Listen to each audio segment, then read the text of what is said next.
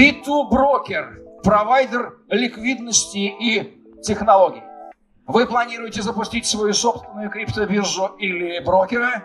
Приходите на стенд D3 и узнайте подробности. И прямо сейчас я прошу взорвать этот зал аплодисментами, потому что на эту сцену поднимается основатель B2Broker Артур Азизов. Друзья, аплодируем, и прямо сейчас расскажет вам о том, как вести финтех-бизнес во время COVID-19. Актуальнейшая тема. Артур Азизов. Раз. Отлично, все работает. Да, спасибо. 5 минут на вопросы. Хорошо. Всем привет, ребят. Сегодня я решил рассказать вам про один из примеров онлайн-бизнеса, да, потому что вот этот ковид, который никто не ждал, он появился в январе внезапно и застиг всех врасплох. Но он показал, насколько важно быть в онлайне, насколько важно свои продукты трансформировать в онлайн-среду. Он показал, насколько важна вообще диджитализация, насколько важен трафик, как правильно привлекать клиентов, как правильно их обслуживать, качество обслуживания и так далее, так далее. На самом деле, те компании, кто это изначально строил системы, не просто кричал направо-налево, что мы такие классные, мы такие крутые, а кто занимался реальными системными задачами, они очень сильно выросли во время пандемии. Соответственно, сегодня я вам расскажу на примере, наверное, одного из наших продуктов, одного из таких лучших продуктов, это ликвидность, как она формируется, потому что наверняка многие из вас часто слышат такие понятия, как маркетмейкер, провайдер ликвидности, поставщик ликвидности, но никто не раскрывает до конца суть, как это работает, что это вообще такое. Потому что часто иногда какие-то такие завуалированные слова кажутся чем-то таким сложным. Но на самом деле сегодня я вам покажу, что не все так сложно, и это достаточно популярный бизнес в Европе. Очень много liquidity провайдеров в UK, в частности. Кипр, наверняка все слышали, да? В России тоже есть провайдер ликвидности, ориентированный на институциональный бизнес, но в основном они нацелены на фондовый рынок, так как в России пока Форекс, так сказать, так и не запустился с регулированием, а крипта вот, собственно, ждем, да, то есть обещают там до конца этого года принять какие-то правила непосредственно для операторов площадок. Буквально пару слов про нашу компанию, потому что, может быть, не все знают. B2Broker уже на рынке с 2014 года. На сегодняшний день у нас больше 250 клиентов. На 1 октября у нас было 152 сотрудника в команде. Сейчас наверняка уже больше. Мы запустили офисы в Лондоне, на Кипре, Москва, Санкт-Петербург. В Минске офис в январе запустили, получили там лицензию. Недавно получили лицензию в Лондоне тоже. В Гонконге офис у нас уже больше 3 лет работает. И, собственно, вот самый популярный проект, наверное, который все слышали наш, это B2Broker. Есть, собственно, еще B2B InPay, криптовалютный процессинг. Очень много клиентов, всяких брокеров, бирж используют наши кошельки, нашу инфраструктуру, потому что фактически там через единую API-шку ты получаешь доступ ко всем основным блокчейнам и можешь там листить хоть миллионы токенов и так далее. Собственно, B2B Pay Solution — это фиатный процессинг. Как раз-таки вот мы, собственно, под него и получили лицензию в Лондоне, буквально, может быть, месяца 1.5 назад. Дальше также мы запустили веб-студию непосредственно для финтех-индустрии. То есть это, конечно, не дешевые сайты, но именно направленность на то, чтобы делать хорошие порталы, я бы даже так сказал, именно для финтеха. Дальше B2Prime — это наш регулируемый поставщик ликвидности. Собственно, вот сегодня я расскажу детали, да, как непосредственно формируется ликвидность и дистрибьютится. И дальше B2BX — наша криптовалютная биржа с лицензией в Эстонии. Дальше основные наши продукты — это B2Core, B2Trader, B2Margin. Это B2Core, например, это такая платформа личного кабинета, которую мы разрабатываем уже с 2014 года. B2Margin, B2Trader — это торговые платформы. B2Trader — это матчинговый движок для бирж, и B2Margin — это маржинальный exchange. Да? Сейчас просто очень популярная такая тема, деривативный трейдинг. Фактически то, от чего все вначале так не хотели, когда вот все это только зарождалось. Я помню очень хорошо 2016 год. Все криптотрейдеры, они все не-не-не, мы только на споте, только спот. А по итогу как бы все равно все движется в сторону деривативов. И фактически биржи де-факто выступают просто платежными системами на обмен. Нет, конечно, торговля тоже имеет значение там, но в будущем, я думаю, этот тренд только усилится, и биржи будут выполнять роль исключительно вот, обмена. Дальше. Собственно, возвращаемся к нашему топику. Примерная схема, как выглядит любой провайдер ликвидности. Дальше есть категоризация у этих провайдеров ликвидности. Кто-то, например, направлен только на Форекс. Обычно как бы Forex Liquidity провайдеры, они имеют прайм-брокера, и через прайм-брокера, фактически который совершает клиринг между контрагентами или маркетмейкерами, осуществляется торговля. И прайм-брокер выступает де-факто гарантором расчета между участниками вот этого пула. Зачем это нужно? Представьте, что если у вас, например, есть клиент какой-то, он положил вам, ну не знаю, образно 20 тысяч долларов. Если вы хотите дать ему действительно агрегированную ликвидность, вам необходимо будет вот эти 20 тысяч долларов, чтобы сагрегировать ликвидность с нескольких маркетмейкеров или с нескольких других liquidity провайдеров, вам нужно будет вот эти 20 тысяч помножить на столько провайдеров, со сколькими вы будете торговать. То есть, если это будет 3, то, соответственно, вам нужно положить 60. Собственно, поэтому на Форексе реальный агрегейшн, да, реальная агрегация, она происходит непосредственно через прайм-брокера. Когда ты кладешь эту двадцатку прайм-брокеру и, по сути, торгуешь с 3 ликвидити-провайдерами, но прайм-брокер перед ними отвечает за расчет, то есть фактически выполняет функции клиринга. Такой же механизм примерно происходит на фондовых биржах. Дальше. Вторая категория — это криптовалютные ликвидити-провайдеры. Здесь, собственно, есть маркетмейкеры. Маркетмейкеры обычно как работают, да? То есть они приходят на биржу, просто как бы очень сильно вот запутали все вот эти понятия, как бы есть эти все понятия пришли с фондового рынка, да, и есть такой чистый маркетмейкинг, а есть маркетмейкинг, когда приходят, например, алгоритмические какие-то трейдеры, договариваются с биржами там на хорошей комиссии или просто за счет того, что есть тиры по снижению комиссий в зависимости от увеличения торговых объемов, они себя тоже называют маркетмейкерами. Хотя по факту это просто алгоритмические трейдеры, которые торгуют против других участников этой биржи.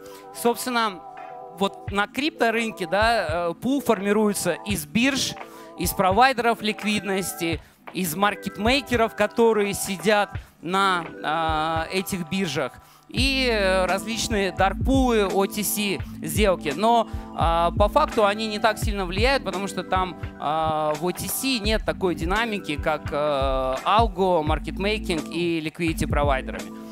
Дальше есть, собственно, equity, или там, назовем их там, фондовые брокеры, которые, собственно, но среди них тоже есть просто брокеры, да, которые через первичных брокеров работают. А есть первичные брокеры. Кто такие первичные брокеры на фондовом рынке? Это те, которые непосредственно являются мемберами, да, или членами непосредственно бирж, с которых они берут инструменты. Ну, например, сейчас там очень популярно, не знаю, Тинькофф приложение, да, для ритейл-инвесторов.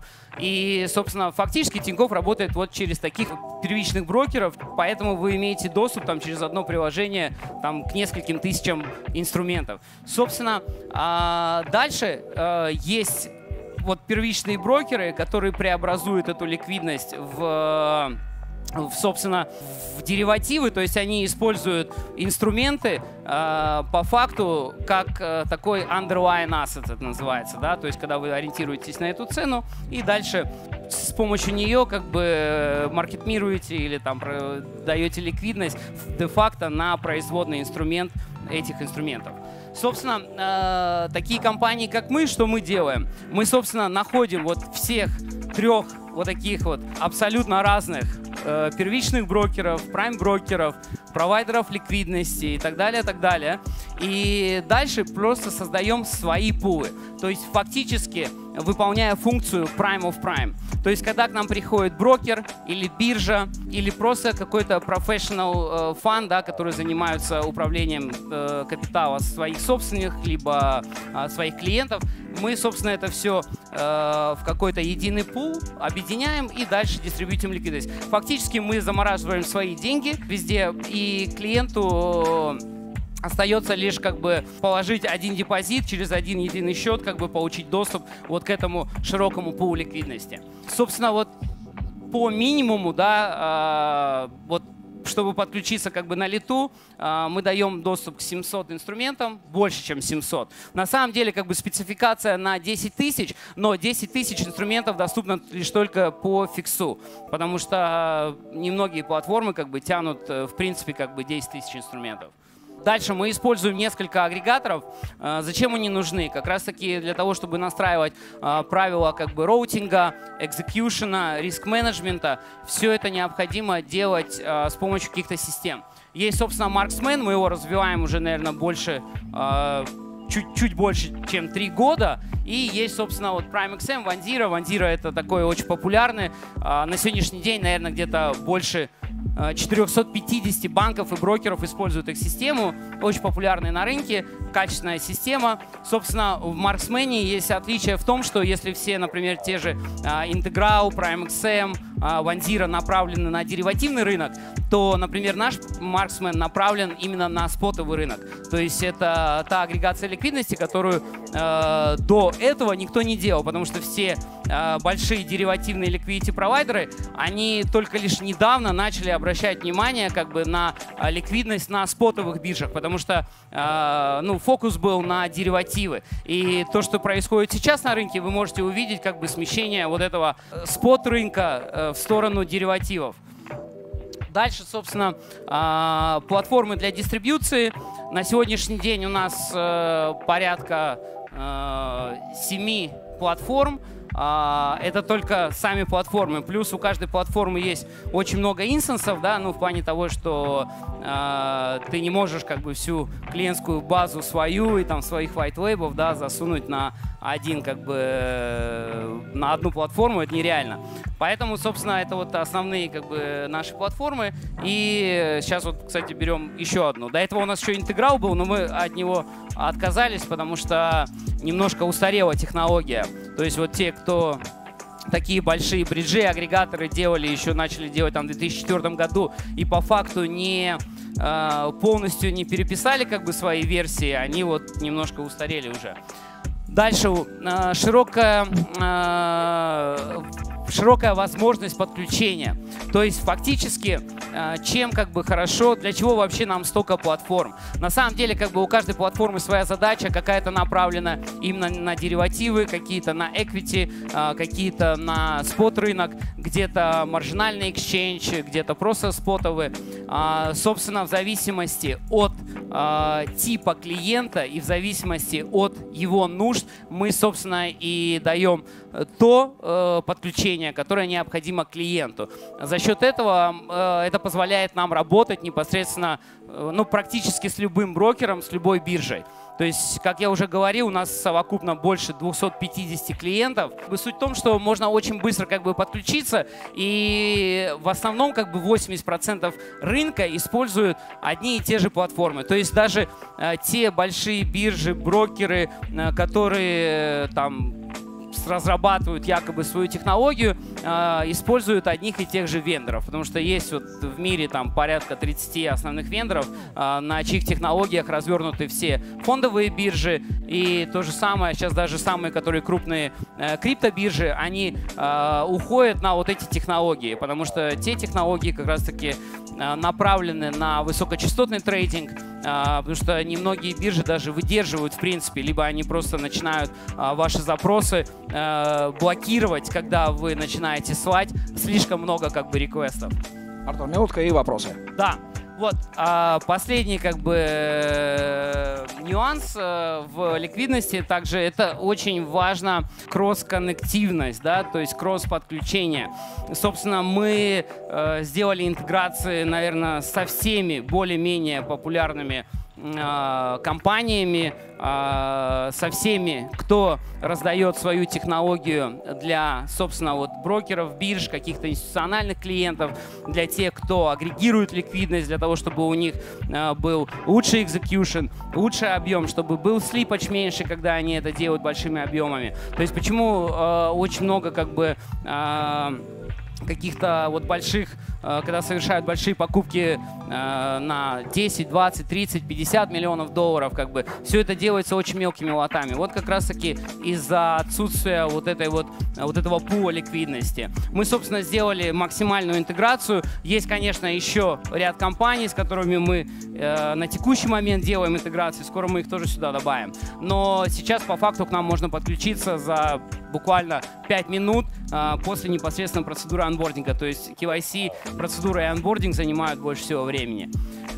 Здесь, в принципе, это то, что я уже рассказал.